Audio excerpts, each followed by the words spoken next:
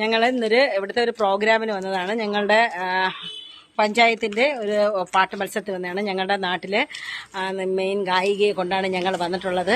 ആ ഗായിക ഇന്ന് ഞങ്ങളോടൊപ്പമാണ്. ഇതാണ് ആ ഗായിക.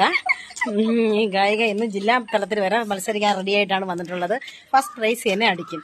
ഞങ്ങളുടെ മാനം ഈ ഗായിക കാക്ക്.